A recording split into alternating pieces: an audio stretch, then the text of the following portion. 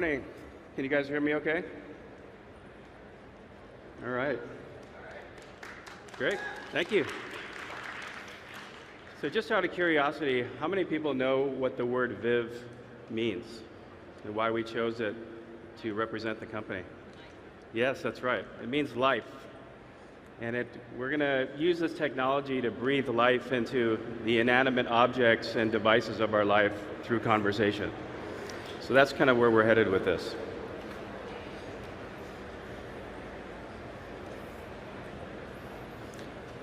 So roughly every 10 years, a new paradigm comes along that changes the way we interact with computers. Well, we don't think it's a secret what that next paradigm is going to be, and we're not alone. Pretty much every major technology company is now investing billions of dollars in the intelligent assistant space, right? This is a race to the single interface for the user. But we think lost in kind of a lot of the noise around this area, around assistants and bots and agents, is a really important question. How do we take today's basic technologies and transform them experientially to something that's a true paradigm shift? Well, we've come up with a list that we think is an essential aspects of what this experience is going to take to go to the next level. First of all, one assistant. You really just want one assistant, right? You don't want to have to look and think about which service providers you're going to be using to ask what questions, what kind of commands that they require. You really just want to ask, right? If you think app overload is a big deal today, wait until you're looking at a hands-free device that has 800 bots and trying to figure out how to ask this thing something. Okay, this doesn't scale. The other thing is, you want it to be personalized to you. You want your assistant to learn from you. You want it to learn your preferences. You want it to know whether you like aisle seats or window seats when you're on a plane. Or once it learns about your food preferences, you want it to be able to find you a restaurant in an unfamiliar area. You also want it to know all of these things regardless of what device you're talking to, right? So this needs to transfer over. You don't want to have to start over every time that you have a different device. You don't want to have to start the entire process of teaching your assistant about you and so on. But I think the most important part about this is that no one company in the world has the resources to plug in every one of the different services that you might want to use with your assistant. And that's what Viv has spent a whole lot of time and money on, is perfecting this third-party ecosystem. And we think this is going to be the crucial thing that takes it from today's versions that each do something like 20, 30 different things to doing hundreds and thousands and tens of thousands of things. So without further ado, let's meet Viv. Now, a couple of notes. We're talking to pretty much all of the major companies around the world to put Viv on all different types of devices. But today I'm going to show it to you on a phone. It's a pretty rich experience. And the other thing I wanted to note was that Siri's, Viv's audible voice is something we're still working on, so you're not going to hear that today, but it'll certainly be there when the product comes. All right. So Viv as a platform is built so that developers can come in and make things quite easily and create experiences that are fairly straightforward in a short period of time. But it also has the capability of allowing developers to create much more complex experiences. And so what I'm going to do here is use a few weather examples to start it off, to show you sort of the spectrum of what it can do. So starting on sort of the basic.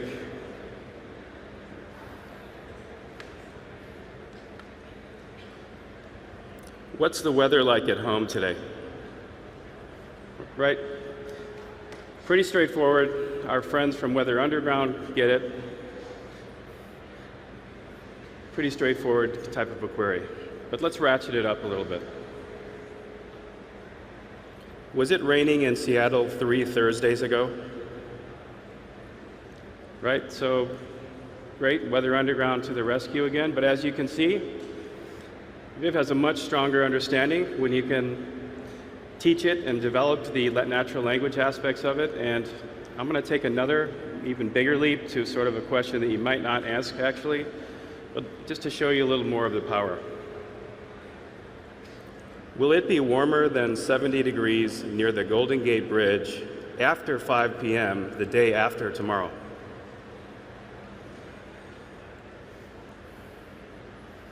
Okay, so this is a pretty sophisticated query. Very few assistants in the world do stuff like this, but this is where Viv can be trained up by developers.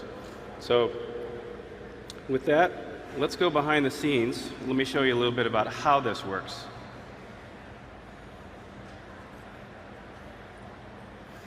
Okay, so what we're looking at here is the Viv Developer Center. This is a place where developers will go and develop new apps and teach Viv new things.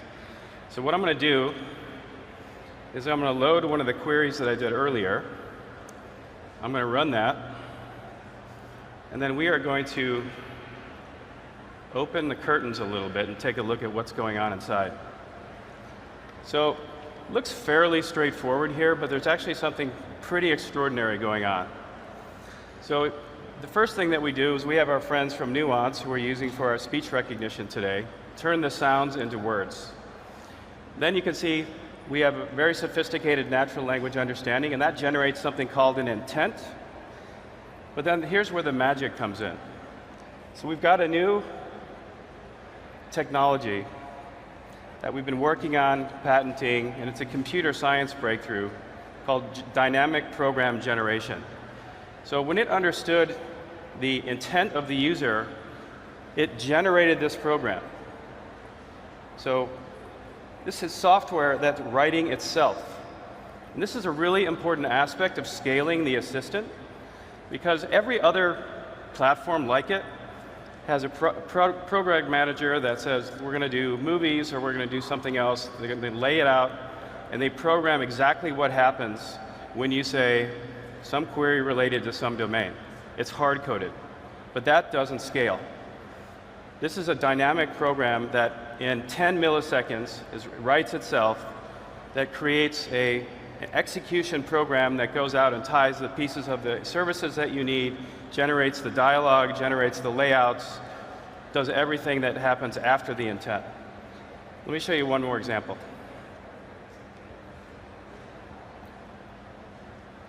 So here's another query that I did earlier. Now you remember this one a minute ago. Much more sophisticated.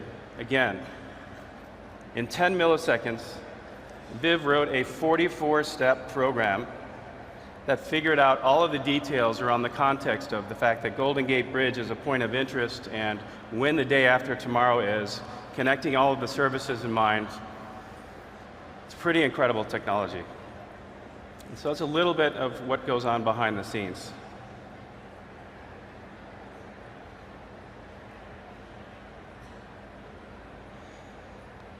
All right, you guys ready to have a little fun?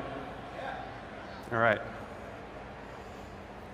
What I'm going to do now is show you where we put our emphasis on the initial development of this. This is something we call conversational commerce. So the goal here is how easy can you make it to get things done by talking to things, right? So let me give you a few examples. Send Adam $20 for the drinks last night. Okay, our friends from Venmo come up. It knows who Adam is. It knows what it's about. We're going to go ahead and send that. That's it. It's done. Adam's got his money. One sentence, and it's done. Let me continue. Send my mom some flowers for her birthday. Our friends from ProFlowers come up with some beautiful arrangements here, but, well, she is a tulip lover. Let's try that. What about tulips? Great. So some beautiful arrangements here. I'm going to go ahead and do that. knows where my mother lives, seamlessly puts all that together, and we'll go ahead and buy that. And that's it. The flowers are on the way, right? Let's keep going. Get me a nice room in Palm Springs for Labor Day weekend.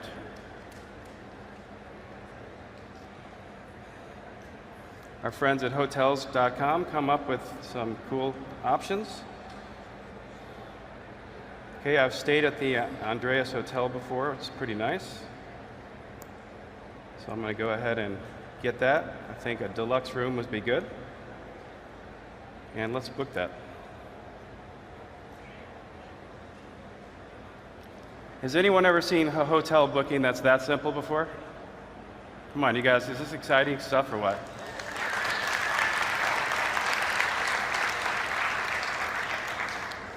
All right, let's do one more.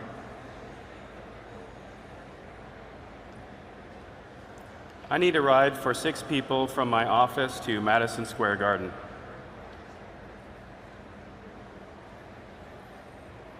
All right, so our friends from Uber are going to help us out here. Of course, they know that Viv knows that a car that takes 6 people requires an SUV or an XL. We're going to request the ride.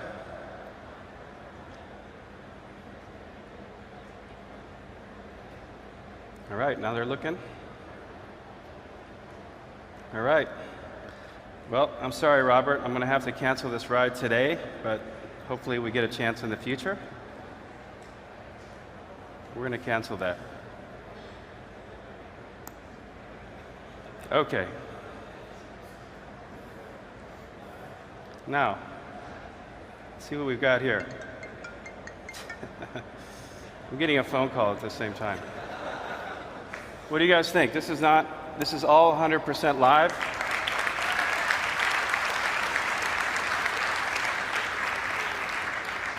We just did 4 transactions in about 2 minutes by talking. So we're very excited about this stuff. Now, what I'm showing you here,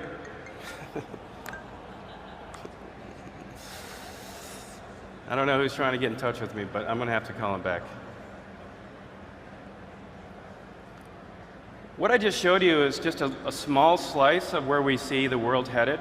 You could imagine when you've got hundreds and thousands of developers plugging in new services, and you're able to make the efficiencies of using conversational commerce like this. So this is just the beginning. So let's go in and look just quickly at the inside of Viv's brain. What I'm showing you now is a little bit of a walkthrough of the actual capabilities on the inside of Viv today. So these are the actual models that the developers are building into. I'll call this the universe of capabilities that are in there today. And this is just with a few people at our office building these.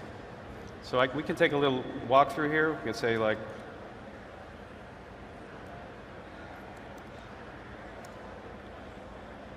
we can go look at what the weather person built. So it gives you a sense for how to model something in here, what the models consist of.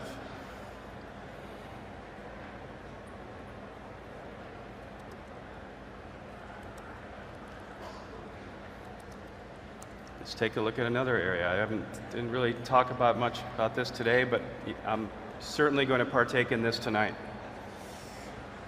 So you get a sense for what's in this brain that we call. And this is going to be, you can sort of get a sense of this universe, and this is what the developers will be adding to over time, and you can imagine that with thousands of people entering, the power that this is going to gain. So let me summarize.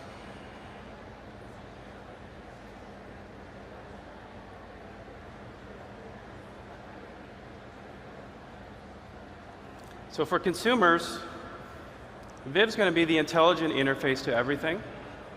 You're going to be talking to all different kinds of things. It's going to be doing all sorts of things for you. And for developers, this is going to be the next great marketplace, right? You've got app stores today, but the thing that comes after app stores is this new type of marketplace. A marketplace that works for all the different kinds of devices that the Internet of Things will, and use cases that they'll generate, and a marketplace that will become the next big area. So if you look ahead, let's say in the next 5 years or so, we think there's going to be a new icon that's going to be very recognizable as Bluetooth and Wi-Fi, and that's going to be this one. Because when you see this, you're going to be walking around in more and more devices, you're going to see this icon, and that means you can talk to that thing. And that, we think, is going to be the end result of this and the power of Viv over time. Thank you guys very much for watching.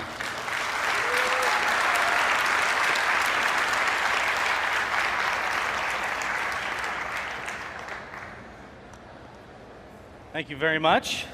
That was very impressive. Thank you. Let's chat about it for a minute. What do you guys think? Interesting stuff?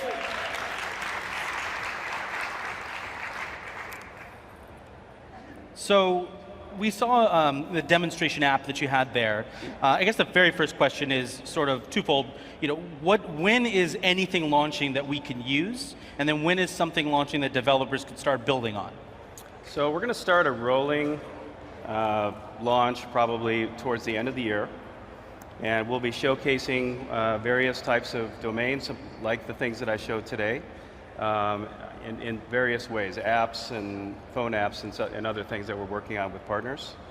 And then we'll slowly start opening up the developer portal, and we'll start working with some select partners towards the end of the year, and then gradually open it to the full crowd.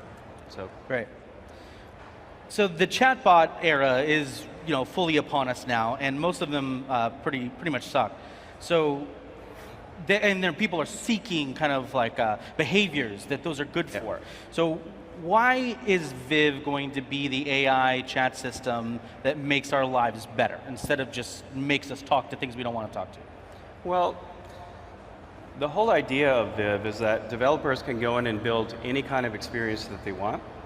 And of course, they're going to have a self-interested motivation to make it work really well. So whenever you're looking at the hotel examples or the weather examples or any kind of commerce or any kind of app, the people that are going to be building them are going to be super incented to make sure that it works very well. And the system is built to make it very easy to do that. So you actually train and teach Viv new things all the time. And you can imagine that when that goes from, let's say, the 25 different things that most assistants do today, to 100 things, to 5,000 things, it just becomes a much bigger part of your life. And more, you know, I think that our kids will grow up asking, how did you ever get along without your assistant? Right? The same way when I was in college, my kids are incredulous that I didn't have a computer. So I think generally speaking, the aggregation of all of these developers building these incredible experiences together creates a very powerful medium. So right now you have a system that you have stakeholders that have a desire to serve people directly, like Amazon, for instance. They want to sell stuff directly out of their app. Then you have the consumer on the other end of that who just wants to buy the thing. And then in the middle, right now, we've got this sort of columnar interface that is largely made up of search. Google is a big example. So is Viv something that's going to kind of like eliminate that middle part and just bypass Google entirely? Well, I think search isn't going anywhere, but I think you will find out that the more capable that these intelligent assistants become, the more of a primary source for many things that they become for the user, right? So when there's 1,000 things that I can do with it, where, I mean, you saw how seamless this gets. You really don't want to go back to the old way, right? I mean, let's think about what we take for granted today in the experience of the internet.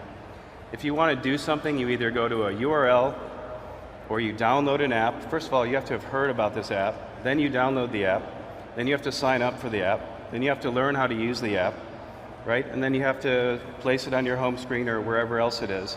These are a lot of steps involved in that, right? It's much easier to be able to simply have this assistant with you. You state your intent and what it is you're trying to do. And that experience, I think, as that becomes more powerful and developers band together and create these incredibly rich experiences, users will migrate towards that new world. So, no, I don't think search is going to disappear, but I think that the rise of the assistant is inevitable. And it sort of means that it goes from even installing an app that is accessed through notifications or via like a text message or something like that, to not even having to install the app at all, but still access its benefits. Yeah, so think about this world of the Internet of Things, for example. You're not going to be downloading a piece of software to your refrigerator or to your mirror in the morning or even necessarily to your car. This all has to live in the cloud and it all has to be dynamic. So I think that model is really great for mobile, but there's going to be this next world where you've got this cloud-based artificial intelligence agents that you'll be simply talking to, and they'll follow you around all of the devices that you have. I mean, imagine buying something, a consumer electronic device, taking it out of the box, plugging it into the wall, using a thumb ID like you do with your phone, and having that thing say, hey, Dag, it's nice to meet you. I've set your preferences in this device. Do you want me to tell you about it? Right? This is kind of a new thing we're talking about, and it's not that far away. And so if you have your way, Viv is going to be embedded in hardware, available for download, enabled inside other apps, right? So it's not about launching a single app, it's about launching a system that people can embed in their devices, their hardware, and their software. So we're going to start out with a similar experience to what I showed you today, to showcase the power of it, and then we'll invite developers in to have at it and build it for whatever self-interested reason they have, and we'll watch how that market evolves. It's hard to say where it's going to go, but it's going to be very exciting to see. So you've used the term Cambrian explosion in the past in referring to how fast AI will grow as a sector. What do you think the biggest practical benefits that AI is going to bring normal people? It's just going to make things that are generally mundane and task heavy much easier to do. And also this personalization aspect that I talk about, you don't really, every time you're asking for something, you don't have to explain every bit of detail. It starts to know you like a real assistant might. So really it's an efficiency game where it can help you. I mean, there's all sorts of interesting cases on how to apply that, and one of the most interesting things is going to be to see what happens with Viv when people start applying all of the creativity. I mean, think about, Apple launched the iPhone in 2007 with just like 8 or 9 apps that they made. But wow, what an incredible creative explosion happened when they opened the App Store, right? We see the same thing happening in AI, and we're kind of at the same stage in AI. So I can't even begin to imagine all the different ways that people are going to use this, but we're super excited to watch the development. And so when developers build for Viv, they're going to be able to add sort of instructions that tell Viv how to do new things. But you mentioned that part of the secret sauce, that's things that set it apart from other AI systems like Siri or Amazon's Echo or something like that, aside from the extensible platform, is this dynamic program generation. Right. So could you explain a little bit more about when a developer creates a module that says, hey, now you know how to do this or that, yeah. What added benefits does the dynamic program generation give? So you're honing in on a really important part of this new system. It's kind of a breakthrough. It's going to change the way programmers work with computers, because they're no longer required to actually teach the computer step by step coding every single line. We're talking program synthesis here, right? Yeah, it's a variation of that, right? So instead of having to write exactly every code and instruct it, you're really describing what it is you want to do and modeling what you want it to do, and then the computer does the rest. So that there's a lot of benefits to that. It makes it easier and faster to actually program. There's a bit of a black box there, so people that have bad intentions can't deliberately program. They don't have access to wreaking the havoc that some other systems might have if they don't have a system like that. So we think that's a super crucial aspect to this. It's a very important computer science breakthrough that our science department came up with. So we're super excited about that. You mentioned wreaking havoc. Stephen Hawking said that artificial intelligence could spell the end of the human race. Yeah. Bill Gates, he said he's concerned about it. Elon Musk said it's akin to summoning the demon. Do you think you're building the thing that will enslave us all, or do you have a rosier outlook? I was just waiting for when this question was going to get asked. Got to give the people what they want. So I'm glad that these questions are coming up because I do think this is going to be an issue down the road. We were joking a little bit last night that if there is some sentient AI that starts scanning the internet looking for something, that one of the first places they'll go is Viv to try to take over that network of capabilities. But no, I'm not worried about that. I don't think this is the beginning of the end quite yet. So no, I'm not too concerned about that issue today. So this is the second company in this vein that you've started. What is it about the conversational UI that convinces you it's the future? It's just easier. It's such a natural way for us to interact. I had a guy that I was talking to that was about 65, and I was asking me what I was doing these days. And I kind of explained it to him, and he said, oh, well, I don't, it's so techy, I don't really understand all that stuff. But I said, no, actually, technology is coming to a place where it gets even easier for you to use it, because you know how to hold a conversation. It's just a natural way for humans to interact. They've been doing it for thousands of years. And if that became a de facto interface for pretty much everything that you do, or at least many things where it's appropriate, I think that's very powerful, and it radically simplifies the world, especially with tech. And so you co-founded Siri, sold that to Apple, and there have been many other similar startups in the AI space that have been acquired or acqui-hired to work in big companies' AI systems. Because as you mentioned, everybody sort of has to have a department working on this. If Mark Zuckerberg took you for a walk in the Facebook park for a hot dog and offered you all the kingdoms of the world for Viv tomorrow, would you do that? Or are you determined to see this one through to the natural conclusion? Well, we're actually in talks to acquire TechCrunch right now, so okay, good. I'm not sure how that would work, but no, I'm just kidding. Look, our goal for this is ubiquity, and we're going to follow the path that gets us to ubiquity. That's very important to us. We've had acquisition offers previously that we've not gone with, but... Anybody I would know? Yeah, you would probably know. Okay. You can read about it, probably. But we're friends with all these guys, and there's a lot of interest and active, stuff going on in this area. But we are going to stay true to whatever we think is the right way to get to ubiquity. So we're not going to predetermine what the path that is, but we're determined to finish the job for sure.